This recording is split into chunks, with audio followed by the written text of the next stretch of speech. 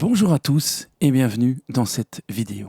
Dans ce nouvel épisode de Classic Mix Tricks, nous allons découvrir ensemble la méthode de mixage de multibus harmonique développée par Michael Brauer. Michael Brauer est un ingénieur du son new-yorkais ayant notamment travaillé au studio Electric Lady avec des artistes tels que Coldplay, Aerosmith, Jeff Buckley, les Rolling Stones, Rod Stewart et bien d'autres.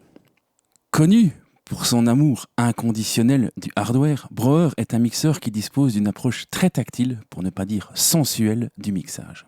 En effet, il utilise énormément les faders de volume ainsi que les automations afin de sentir la couleur et la réponse de ses modules hardware sous les doigts. Il est un grand adepte de ce qu'il aime appeler le sweet spot des appareils.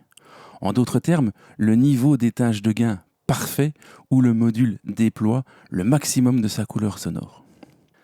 Il utilise donc ses appareils hardware et notamment ses compresseurs non seulement pour leur fonction de compression, mais également pour la couleur qu'ils apportent au signal. En fonction de son humeur et de ce qu'il considère utile à la chanson, il envoie alors ses pistes vers différents modules dont les settings sont souvent fixes. Lorsqu'il a trouvé le sweet spot d'un appareil, il conserve les réglages et n'y touche plus, se contentant alors de simplement envoyer les sources sonores dans différents modules pour apporter la coloration choisie en fonction du contexte. En plus de cette approche très particulière, il a également développé deux techniques qui ont fait sa notoriété dans le monde de l'audio. La technique des multibus harmoniques ABCD et la technique des multicompresseurs parallèles pour façonner le son de la voix principale. Pour bien comprendre la technique des bus ABCD, plongeons-nous un instant dans l'historique de Brauer et découvrons les raisons qui l'ont amené à développer cette approche du mixage. Au début de sa carrière, Brauer utilisait une console SSL 4000 accompagnée de quelques modules hardware.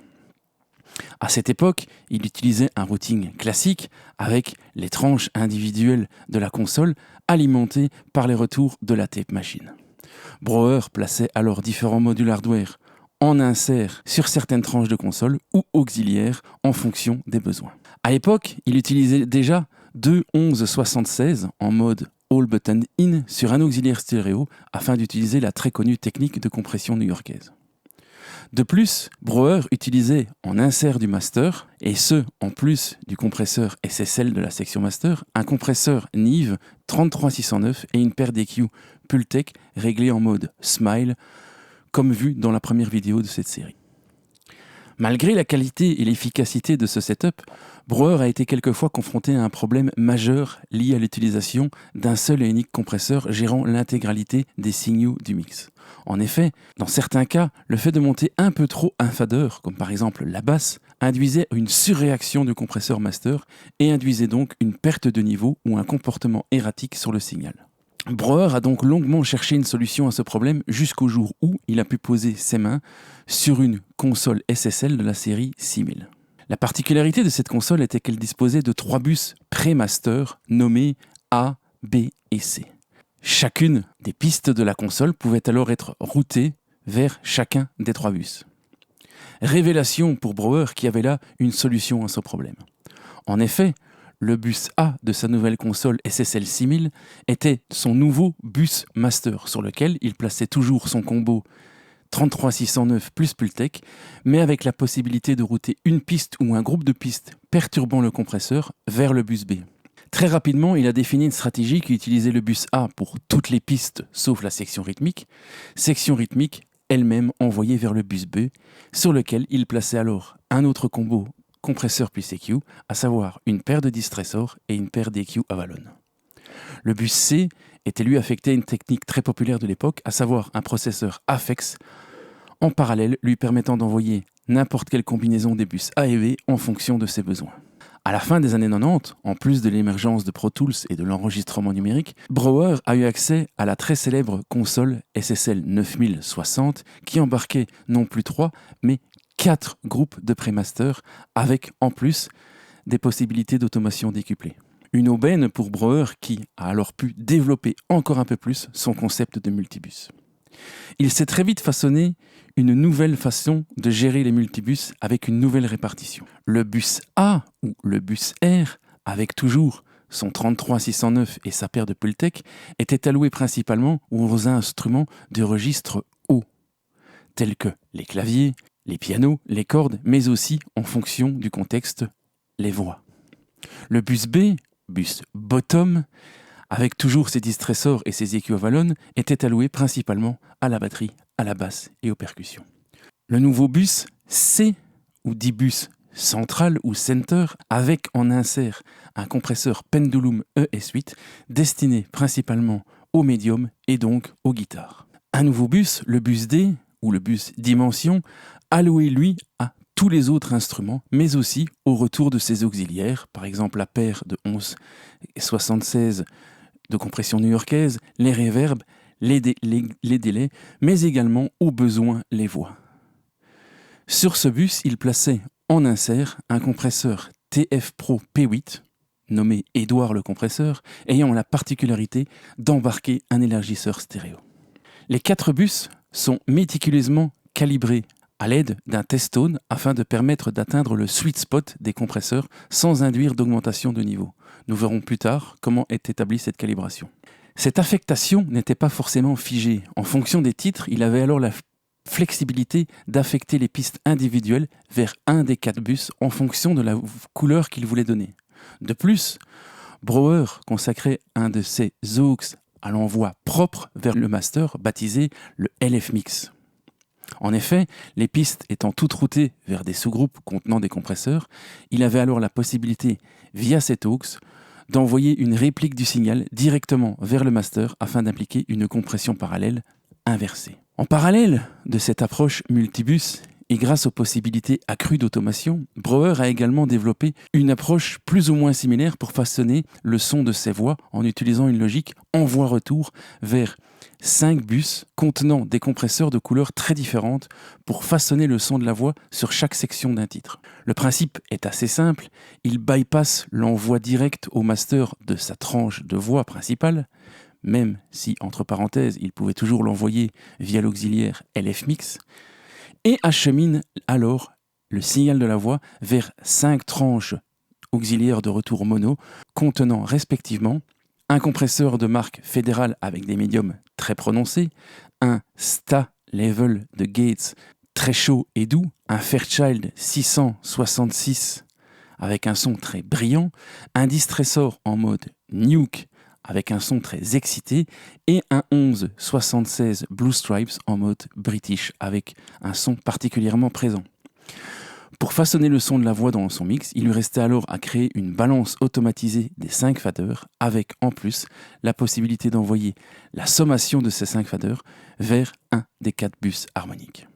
En plus de cette approche déjà particulière, Brouwer a de plus en plus fait grossir sa collection de modules hardware, et avec elle, cette approche de sweet spot basée sur des réglages fixes, considérés par lui comme le réglage parfait pour le module, lui permettant alors de tester différents modules ou combinaisons sur différentes sources. Une approche qui, combinée à sa sommation multibus, lui offrait une infinité de couleurs sonores à portée de main. De plus, Brouwer mixait également au travers d'une chaîne de mastering composée du compresseur SSL de la section master de la console, d'un switch lui permettant de choisir entre 4 autres compresseurs, un Shadow Hill, un API 2500, un Chandler Germanium ou un Fairchild. Sa chaîne de mastering étant complétée par une EQ Chandler Curvebender, une EQ parallèle clariphonique et un limiteur Pendulum PL2. Le tout étant reconverti en numérique par le biais d'un convertisseur Crenson Head ayant la particularité d'embarquer une simulation tape. Aujourd'hui, Brouwer n'officie plus au studio B de Electric Lady et a fait le choix, comme de nombreux producteurs actuels, de profiter du confort full recall du numérique et de ne plus s'encombrer d'une grosse console analogique et de la maintenance qui va avec. Il utilise aujourd'hui une version hybride de son ancien setup avec quelques modifications. Les sources sont maintenant mixées en interne via une surface de contrôle de type S8. Chaque piste source de Pro Tools contient un plugin d'émulation de console SSL. Je laisserai un exemplaire de ces fichiers PDF en lien dans la description de cette vidéo. Pas d'inquiétude donc si certaines choses moins importantes ne sont pas mentionnées ici. Tous les départs d'auxiliaires sont également gérés dans Pro Tools. En plus d'insert plugin, chaque module de son rack est patché en aller-retour via des entrées-sorties hardware afin de pouvoir utiliser chacun de ces modules comme un plugin analogique dans Pro Tools. Qu'en est-il des bus harmoniques? Eh bien, Brouwer utilise maintenant des sommateurs analogiques en lieu et place des sous-groupes ABCD. Le premier sommateur, représentant toujours le bus A, est un sommateur Nive 16 entrées et 2 sorties sur lequel est patché son traditionnel combo 33609 plus Pultec. Il utilise également la fonction d'élargisseur stéréo de ce sommateur pour élargir le son. Il est important de comprendre qu'il n'est pas limité à 16 pistes dans ce groupe. En effet, il peut envoyer plusieurs pistes de Pro Tools vers la même sortie hardware et donc vers la même entrée du sommateur. Le deuxième sommateur, le bus B, est un sommateur Chandler, également 16.2, sur lequel il a gardé son fidèle quatuor Distressor Avalon EQ. Le troisième sommateur, le bus C, est un sommateur Tonlux modifié comprenant également un élargisseur stéréo. Sur ce bus, toujours la présence du Pendulum ES8. Le quatrième sommateur est un Burl B32, 32 entrées, 2 sorties, collectant tous les retours auxiliaires de Pro Tools, les autres pistes, mais également le multicomp de la voix. Le compresseur Edward n'est plus forcément placé en insert de ce bus et est utilisé plus souvent en parallèle. Tous ces sommateurs sont eux-mêmes sommés dans un dernier sommateur passif de type Fulcrum, où les 4 premières entrées récoltent donc les bus A, B, C, D. La 5e entrée stéréo est-elle allouée au retour de l'auxiliaire LF Mix, permettant à un signal de contourner les bus harmoniques et d'aller nourrir la chaîne de master via un simple envoi d'auxiliaire dans Pro Tools. La sortie du sommateur passif est branchée dans une paire de préamplis Chandler, acheminant elle-même le signal vers le rack de mastering, identique à la précédente mouture, avec juste un module supplémentaire, le SSL Fusion, lui permettant d'ajouter du drive, de provoquer un de-essing, un élargissement stéréo et une EQ de type Smile. La sortie de ce rack de mastering est convertie, elle, en numérique via le Cranesong et revient sur une piste de Pro Tools. Il est à noter que Brouwer utilise également WiiVCA afin de commander ses groupes de faders différemment en fonction de chaque chanson afin de facilement trouver le sweet spot de ces bus de sommation.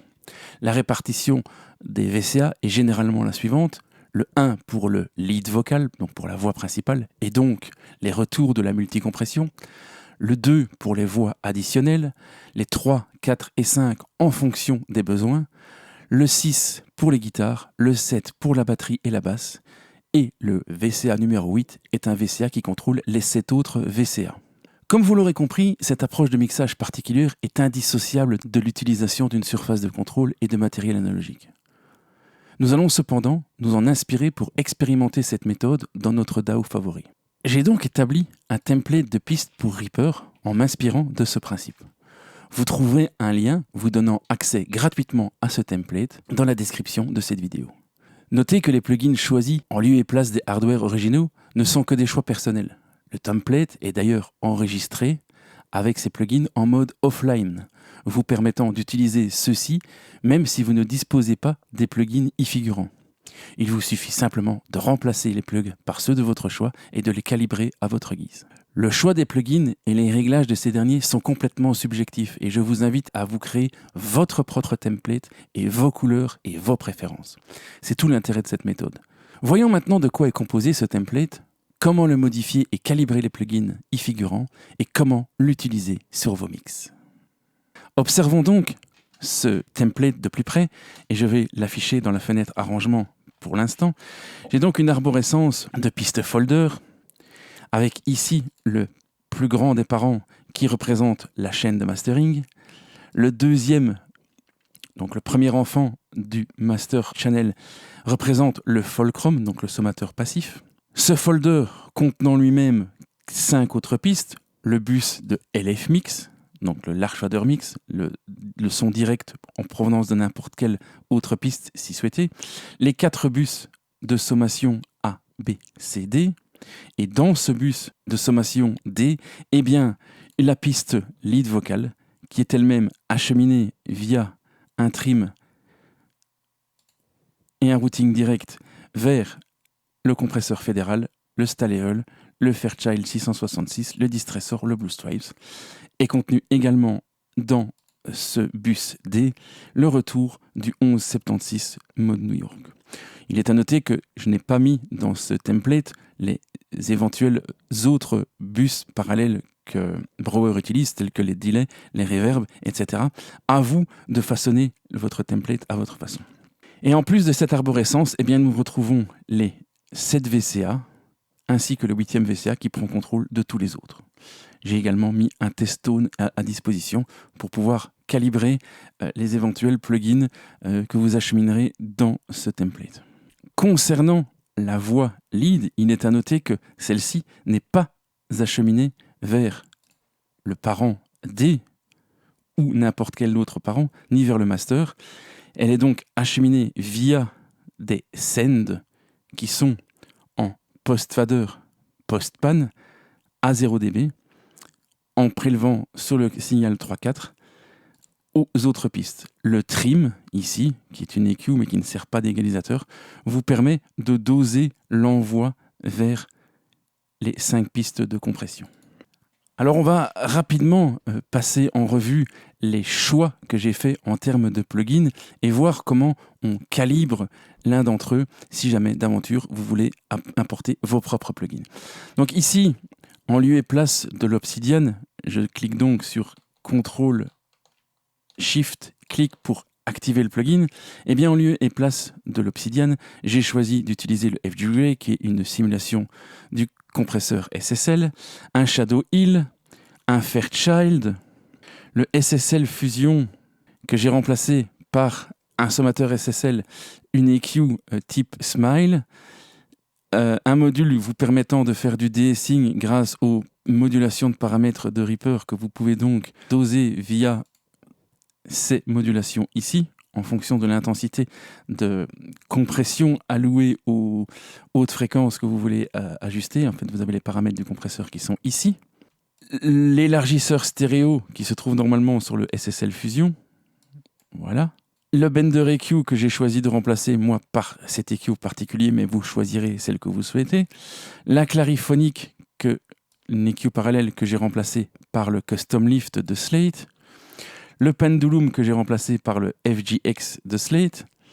Et le Crenson Head, qui ici, nous ne simulons pas sa fonction de convertisseur vu qu'on reste en 100% numérique, mais bien la simulation de tape. Sur le Fulcrum, eh bien, j'ai placé un simulateur de préampli. Ici, moi, j'ai choisi le module Hollywood du Virtual Mix Rack. Sur le bus A, j'ai choisi donc d'émuler la sommation Nive à l'aide de ce module du Virtual Mix Rack, un élargisseur stéréo. Le 33609, eh bien, avec le 33609 original de UAD. Le Pultec avec le module original d'UAD. Et un trim afin de descendre le gain provoqué par l'ajout de niveau du Pultec. Sur le bus B, eh bien, le summing de Chandler est remplacé par un summing type USA, ici donc une émulation d'une console API. 2 distressors émulent donc les distressors de Michael Brouwer, voilà, avec les settings plus ou moins identiques à ceux que lui utilise. Donc il est à noter ici que j'utilise 2 distressors pour en allouer un au canal de gauche et l'autre au canal de droite. Un Avalon EQ que j'ai remplacé moi par une EQ API. Au niveau du bus C, la sommation Tonelux a été remplacée par une sommation Trident, un potard d'élargisseur stéréo également, et le Pendulum ES8 a été remplacé par un FG Mew. Le Burl Summing a été lui remplacé par une sommation de type SSL 4000. Le compresseur Edouard a été remplacé par le FG 401 en mode circuit 2, avec également un élargisseur stéréo et que je vais d'ailleurs me permettre de booster un petit peu plus. Voilà qui est fait. Au niveau du multicompresseur des voix, eh bien j'ai remplacé le fédéral par le MJ-UC de Klangelm en mode MK2. Notez que je pousse fortement le potard de drive et que je donne un timbre plutôt médium plutôt que hi-fi sur ce compresseur afin de donner une couleur très médium au compresseur. Le Sta-Level, eh bien j'ai choisi également le MJ-UC mais cette fois-ci en mode MK1 avec par contre un signal très clean et un timbre très hi-fi pour donner le côté chaud et doux du compresseur Staleol. Un Fairchild 666 que j'ai remplacé par un Fairchild traditionnel 670 de Waves. Le Distressor, eh bien, le Distressor, le FJ Stress en mode Nuke. Et le Blue Stripes, eh bien, en lieu et place, j'ai pris le FJ 116 en mode circuit 1, ratio 20, car il n'y a pas de mode All Buttons In sur ce module. Voilà donc pour les simulations des compresseurs de voix. Et pour le compresseur New York, eh bien, on n'a pas réinventé la roue. Un 1176 en mode All Buttons In. Le premier alloué au canal de gauche, le deuxième alloué au canal de droite. Voilà, donc n'hésitez pas à remplacer mes plugins par ceux de votre choix qui vous font plaisir, c'est vraiment pas important. Les réglages, ne vous en inquiétez pas trop. Si vous vous posez vraiment les questions sur comment sont réglés les compresseurs, de manière générale, Brower aime les compresseurs non liés, donc les modes Unlink, présents sur de nombreux compresseurs, comme par exemple celui-ci, ou le mode canal gauche, canal droite en dupliquant. Et la plupart des compresseurs sont réglés en mode rapide. Donc attaque rapide et release rapide. Et utilisent éventuellement l'auxiliaire LF Mix depuis n'importe quelle autre piste. Donc un envoi vers ce bus particulier depuis n'importe quelle autre piste de votre arrangement pour récupérer d'éventuels transitoires qui seraient perdus dans la bataille des compresseurs rapides. Au niveau du SSL comp, eh bien, il a tendance à l'utiliser en attaque, lui, 30, release, non pas automatique, mais super rapide, ratio A4, avec un threshold sollicitant à peine le compresseur. Bien entendu, tous les plugins ici ne sont pas encore calibrés, également sur les bus ABCD, parce que ne sachant pas quel allait être, votre sweet spot que vous allez considérer comme étant le sweet spot de chaque plugin, je n'ai pas pris la peine de les calibrer, mais je vais vous montrer comment calibrer ces plugins. On va le faire par exemple avec le bus A ici, qui me semble être le plus compliqué à calibrer, mais on pourrait également calibrer le bus master, mais on va le faire sur le bus A. J'ai donc ici un tone generator, donc la première chose que je vais faire, c'est muter le master, parce que le tone generator va nous générer un signal à 1 kg, qui va être particulièrement pénible. Donc je place un tone generator en amont de tous mes effets, et un simple vumètre en aval. Donc mon tone generator est réglé comme suit, j'envoie un signal stable à 1000 Hz de moins 18 dB full scale. Mon vumètre, lui, est calibré de la façon suivante. 0 VU est égal à moins 18 dB FS. Si je bypass donc tous mes modules, eh bien, je me rends compte que mon vumètre m'indique bien 0 VU. Alors, je vais lancer le summing Neve et on se rend compte que eh bien, la valeur n'est pas changée. Donc, il n'y a pas besoin de calibrer ce paramètre. On va enclencher le WIFT, pas de différence non plus. On va engager le 33609 et là on voit qu'il se passe quelque chose. En effet, et je vais remettre les paramètres à défaut, eh bien on voit qu'il y a une petite perte de niveau qui est due à un changement ici. Donc je vais revenir en mode link. Voilà, donc par défaut, je n'ai pas de changement de signal. Maintenant, je veux induire une compression quand même, donc sur base d'un signal à moins 18 fs. Donc je vais tasser mon threshold. Voilà. J'induis la quantité de compression que je veux à moins 18 dB fs. Est-ce que je veux juste 1 dB de compression? Est-ce que j'en veux 2, 3? Donc le fameux sweet spot, à vous de le définir. Il n'y a pas de vérité. Si vous voulez suivre la technique plus ou moins de Brower, eh bien lui, il a tendance à vraiment caresser ses compresseurs. Voilà. Maintenant, il utilise du vrai hardware qui a pris de l'âge et donc qui a une couleur fortement plus prononcée que les émulations de plugins. Et surtout qu'il apporte des modifications à la plupart de ses compresseurs et donc la couleur est probablement un peu plus prononcée. C'est pourquoi il a peut-être besoin de moins rentrer dedans qu'une version plugin pour bien sentir la couleur. Donc, si vous avez déjà vu de la documentation sur le sujet, il est recommandé de calibrer pour apporter une réduction de 1 dB. Moi, je pense que c'est pas tout à fait correct. Je pense qu'il faut importer la compression qu'on a envie d'avoir, la couleur qu'on a envie d'avoir en fonction de chaque module. Donc, il y a des modules qui vont mieux se comporter avec une compression de 2, de 3. Voilà. À vous de tester, évidemment pas sur le tone générateur parce que c'est juste pas possible, mais testez vos compresseurs et vous dites, tiens, c'est vrai que quand il a 3 dB de réduction, eh bien là, j'entends vraiment la couleur, que quand il n'y en a que 1, je ne sens rien, ou je dois aller jusque 5, ou 6, ou 7. Donc, vraiment, le principe, c'est de sentir ce fameux sweet spot. Donc ici, on va considérer que le sweet spot est aux alentours de 2 dB de réduction. Donc, je place mon threshold pour induire 2 dB de réduction. Je place mes settings comme je le souhaite, donc ratio 2, recovery au minimum, pas d'attaque. Le limiteur n'est pas actif et je vais compenser le gain pour ramener mon aiguille à 0. Voilà, alors je ne sais pas exactement juste, mais c'est pas grave. Le but est donc vraiment d'avoir le même niveau sonore, le même niveau nominal en entrée et en sortie du module, afin de vous assurer de ne pas avoir de gain de niveau. Donc, ce faisant, lorsqu'un signal de moins 18 dB et de 0 vue entre dans le module, eh bien vous savez que ce qui va en ressortir va être compressé, va avoir la couleur du module, mais ne va pas gagner en niveau. Et bien entendu, eh bien, en fonction du mix que vous allez envoyer dans ce bus, eh bien, le compresseur va être plus ou moins sollicité et ce sera à vous de gérer avec vos faders la quantité finalement de couleurs que vous voulez ajouter via votre compresseur. On va allumer maintenant le Pultec.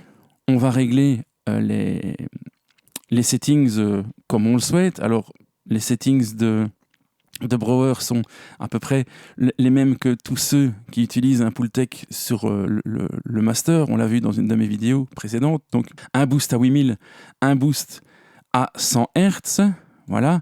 Du coup, on se rend compte qu'on induit une grosse montée de signal, chose que Brauer n'aime pas, et donc il va falloir compenser la sortie de ce Pultec pour ramener notre aiguille à 0. Pas de chance, le Pultec ne dispose pas de potard de sortie, en tout cas dans cette version.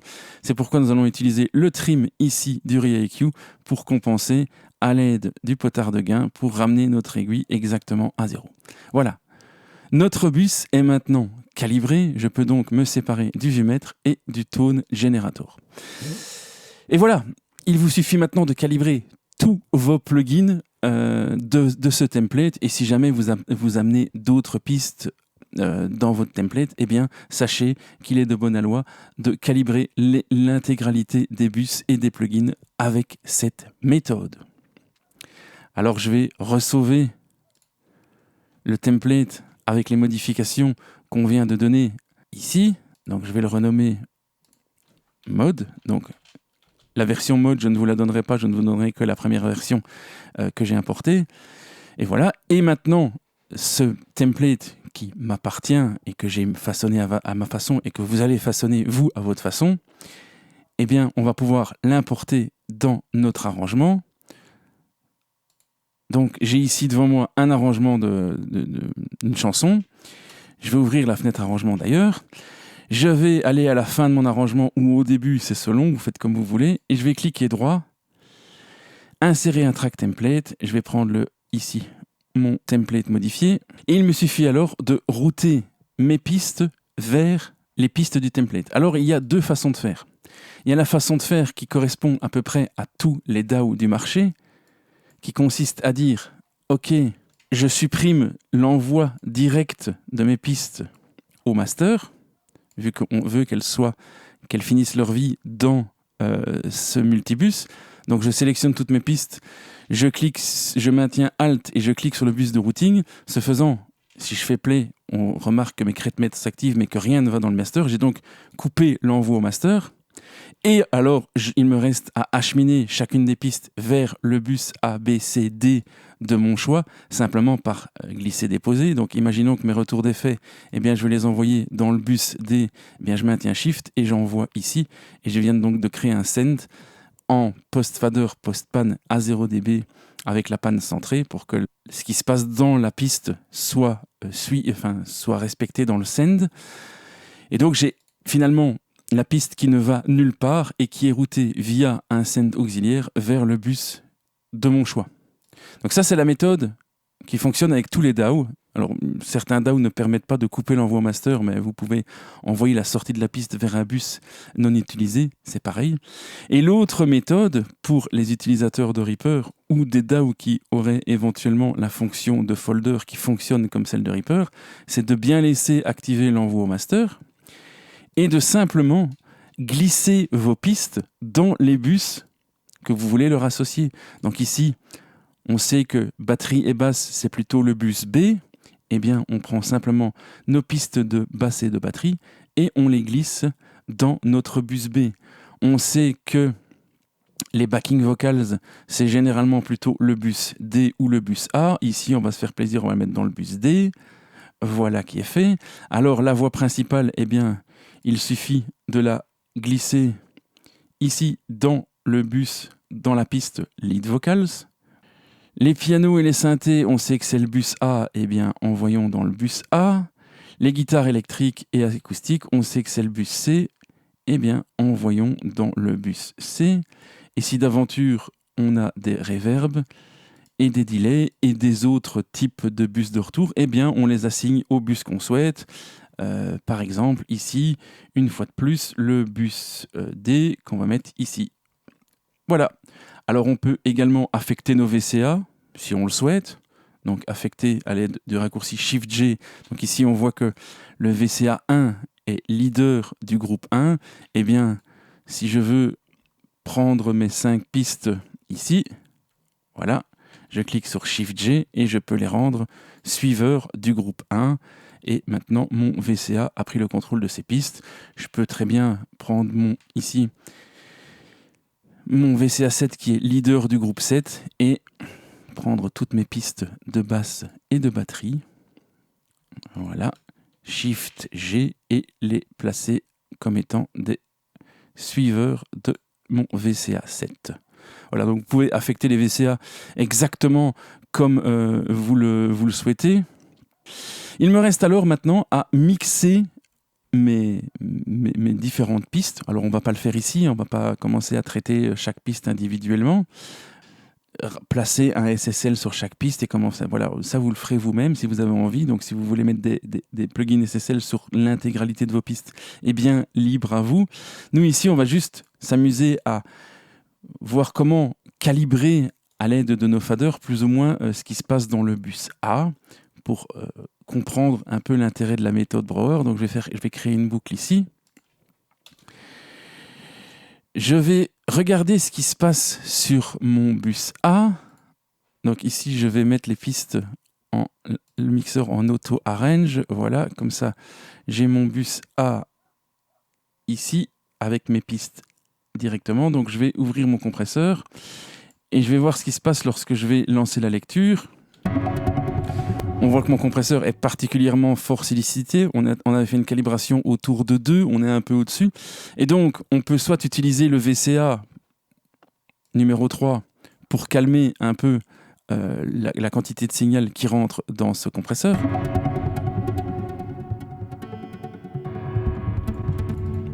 Ou on peut utiliser, bien sûr, les faders individuels pour faire en sorte d'atteindre le sweet spot de notre compresseur. Alors vraiment l'intérêt, il faut bien comprendre, je remarque ici que mes compresseurs n'ont pas été calibrés, donc on a un petit peu un effet de pompage, ne prêtez pas attention à ça. Donc ici vraiment le but c'est de faire en sorte qu'il n'y ait aucun fader qui navigue au travers de ce groupe, et bien qui induise une forte réduction. Je vais le simuler ici. On se rend compte que si je pousse ce synthé trop fort, eh bien, le compresseur commence à plier et donc a une répercussion sur toutes les autres pistes du groupe. Et c'est justement ce qu'on ne veut pas. Donc il faut vraiment, et c'est pour ça que je vous dis que la méthode Brouwer est une approche tactile et sensuelle, c'est qu'il faut vraiment bien doser et sentir chaque fader pour le calibrer au bon niveau afin de bien conserver le sweet spot de ce compresseur. Et en plus, évidemment, et bien de considérer les choses dans le temps et donc de ne pas hésiter à utiliser les automations pour faire un suivi bien précis des pistes en fonction du temps afin de garder toujours le compresseur là où il brille le plus, là où sa couleur est la plus parfaite possible. Donc on va essayer de le simuler rapidement ici, sans faire pour autant d'automation.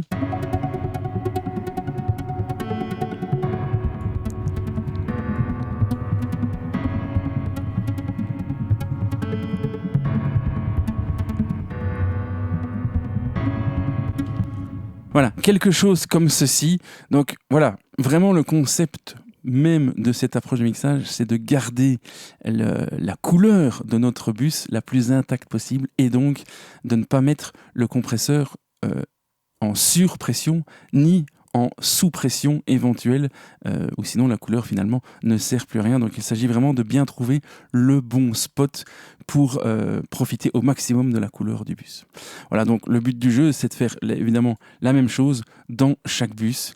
Voilà, j'espère que tout ça vous sera bien utile. J'espère que j'ai été clair. Je vous avoue que le tournage de cette vidéo me faisait un peu peur dans le sens où j'avais du mal à trouver le juste équilibre entre la compréhension pour les débutants et aussi le côté intéressant pour les personnes éventuellement un peu plus éclairées. Donc je voulais que ce soit pas trop ennuyeux pour les non-amateurs, pour qu'ils puissent apprendre aussi des choses, et je voulais pas non plus que ce soit effrayant pour le petit débutant qui d'aventure ne pourrait ne rien comprendre à tout ce que j'ai baragouiné. Donc j'espère avoir trouvé le bon équilibre. N'hésitez pas à me le dire dans les commentaires. N'hésitez pas à partager cette vidéo, vous abonner, tout ça. Merci pour votre attention. À la prochaine. Ciao.